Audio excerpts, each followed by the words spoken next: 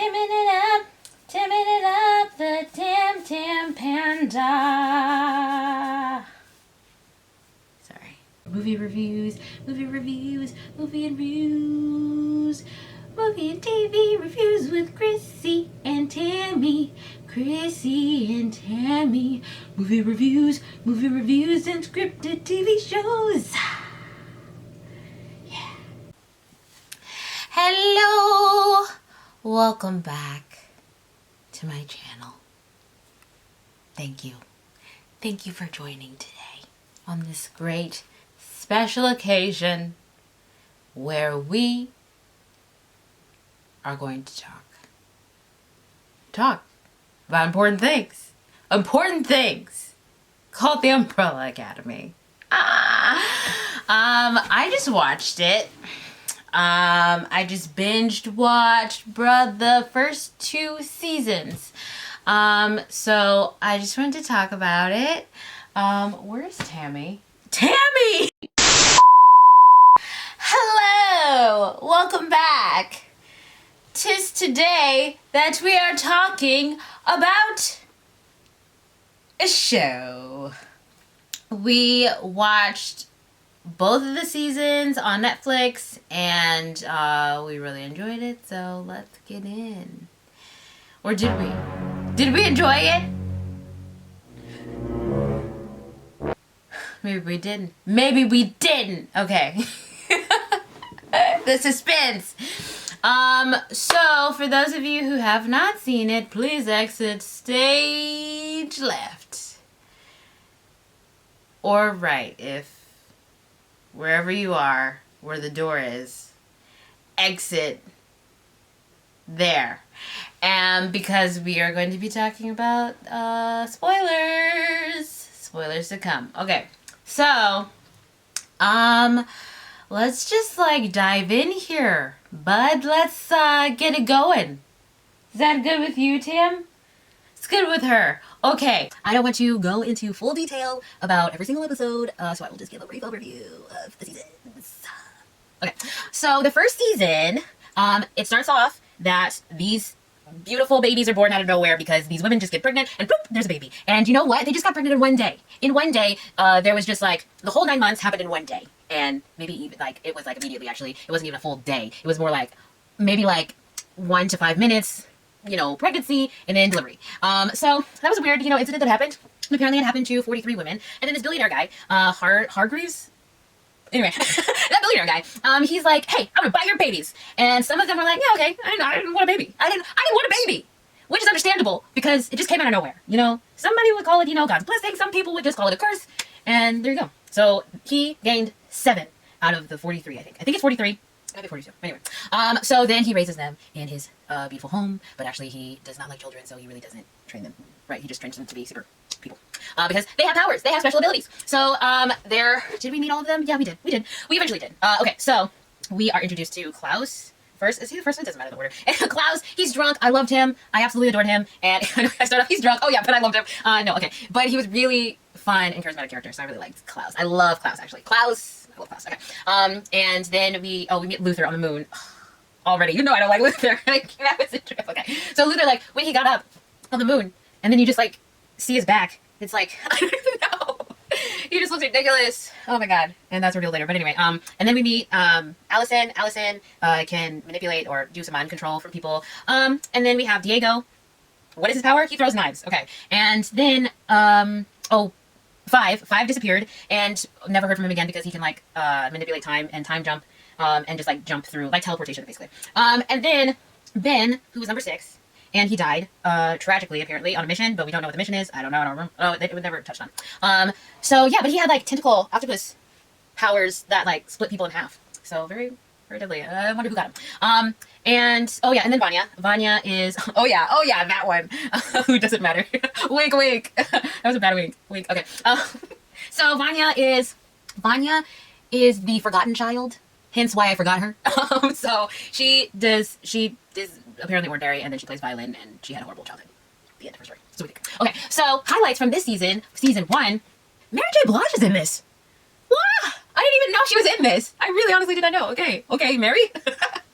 So that was really surprising, and I did not think that she was going to be in it, but she was in it like the entire that season, because I just thought that they were hitmen and they would be gone eventually, but their story progressed. And she was Cha-Cha, and her partner was Hazel, and they were assigned to kill Five, and because he had gone forward in time, I almost said back. That's the next time. Okay, forward in time, and he basically he went forward in time, and then he predicted, or he didn't predict. Okay, I'm sorry. He went forward in time and saw that the apocalypse happened.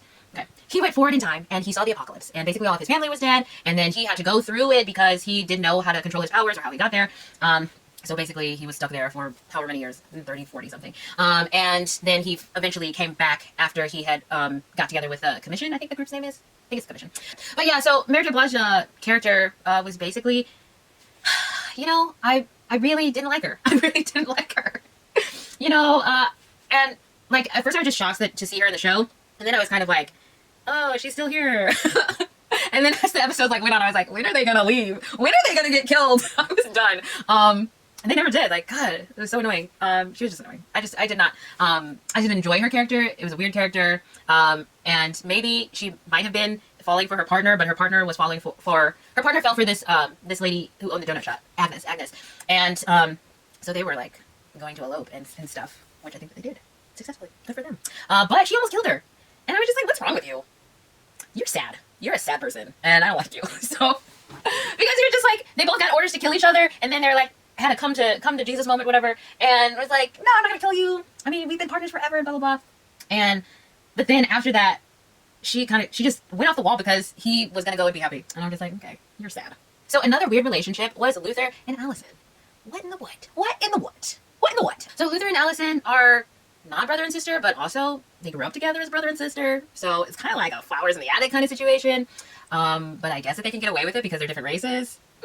The lines are blurry. I don't know what's happening. And also, I don't know if they wanted to be together and their dad was like separating them, then how come Allison didn't just use her ability to manipulate the situation and make it okay that they were together?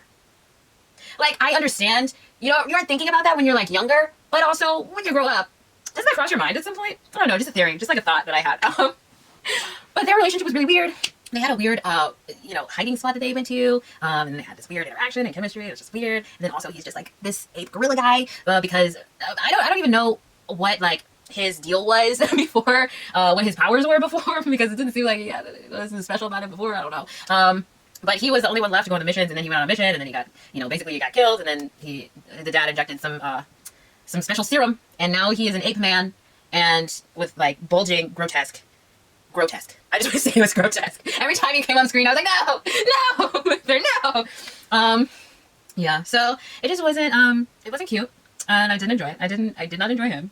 Yeah. So yeah. Klaus. So Klaus is like, I think he's my MVP of the season. MVP of the season, because he was just such like a comic relief for the whole thing. I loved him, his shenanigans, and he just couldn't focus or pay attention. Like, he was so joked up and drugged up that he couldn't communicate with the dad until like really late in the game.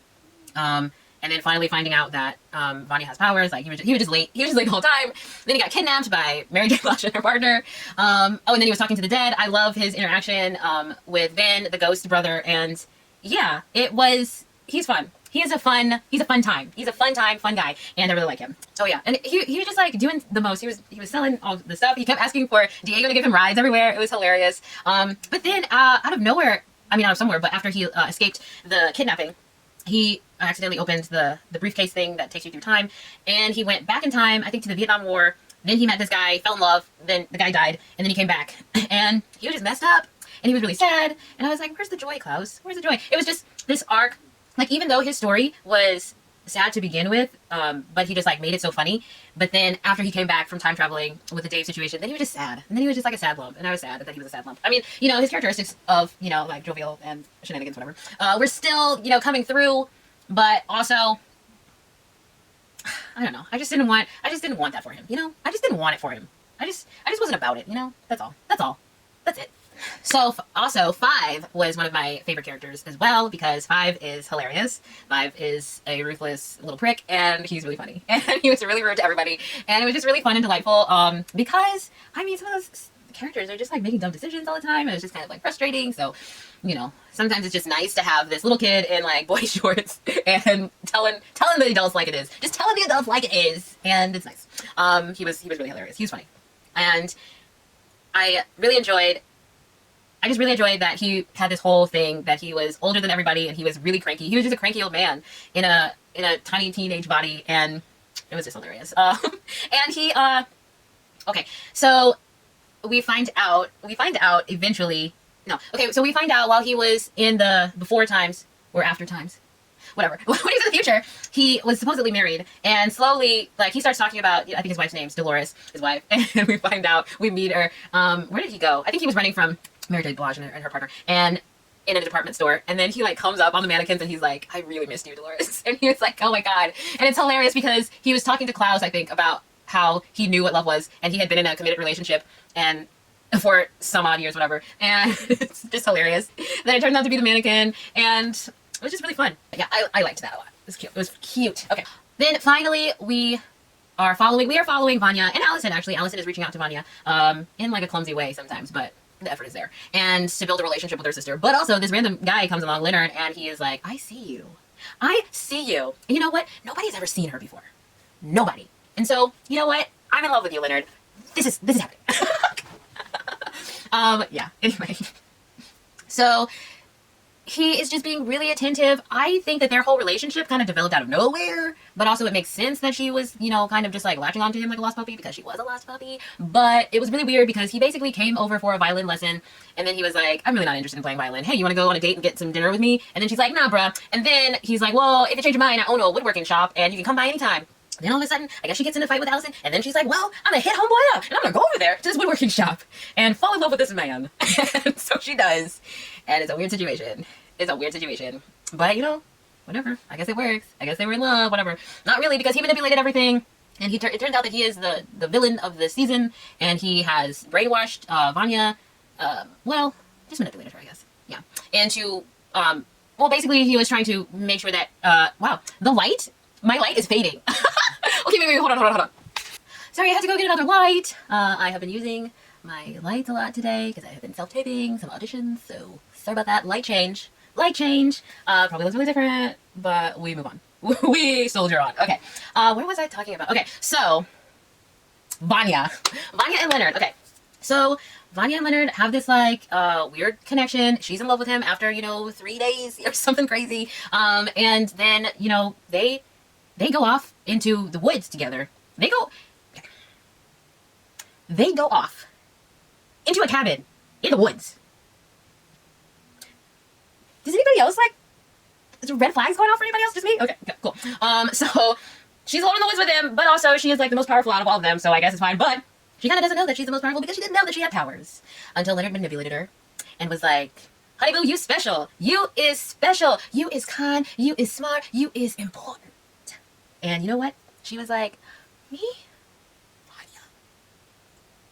And then she fell in love. And that's the story of their love. The end. Oh, wait, no. Because Addison comes in and then she's like, okay, sis, you are blind with love for this man who is a homicidal maniac and he gonna kill you. Or something else. So let's go. And then she's like, you're kidding. He is wonderful. He is the light of my life and I will never leave his side because, you know, he's wonderful. Get out. And, you know, Addison was like, okay, I didn't want to do this, but I'm gonna use my powers on you. And Vanya was like, hell no, sis. And then sliced her throat open. And that's what happens. That's basically what causes the apocalypse. Because basically, actually no, basically, I'm sorry, okay. Let me see. What happens in the end? I don't remember. Oh, okay. Listen. Vanya slices Allison's throat open. I thought she was dead. I was like, oh, I guess she will be coming to Klaus soon. That's where my head went, but she survived somehow. And then her brothers came, got her. Vanya disappeared and also killed Leonard after he was like, you're so pathetic and blah, blah, blah. And, you know, she in a blind rage. She was like, I'm gonna kill you. Well, actually, she did that on purpose. She did that one on purpose. And then,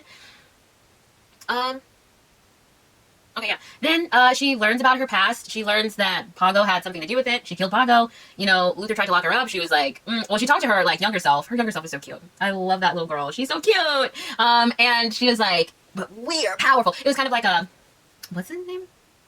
Like, I'm trying to think of the Lord of the Ring guy. Like, I can't think of it. Anyway, so she had like one of those, you know, moments where she was like, hey, I'm pretty badass and I'm powerful. And then she just kind of embraces it, breaks out, and then causes the apocalypse and basically ends the world. Yeah, that was it. That was it. Actually, Addison ended up saving her a little bit, but also kind of still, she shoots a beam in the moon, and now the moon is crashing down towards Earth, and then all life on Earth is gone.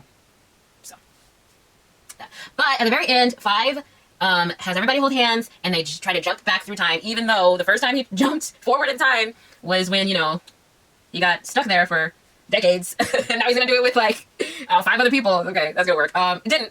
Then they go back, and this is the start of season 2, where they end up in, I think, 3 different years. So like 60, 61, 62, and 63, they all end up like scattered throughout those years. Yeah. And yeah, that's what happened in season 1. Yay! Okay, so I wrongly thought that I was going to do this in 1 video. I'm just gonna make it 2. Just so I'm not rambling the whole time. I'm just controlling the rambling and like splitting up the rambling. So come back to see part 2 for season 2, and me and Tammie will be here. We're just gonna be here, and we might be watching another movie, or we might be asleep.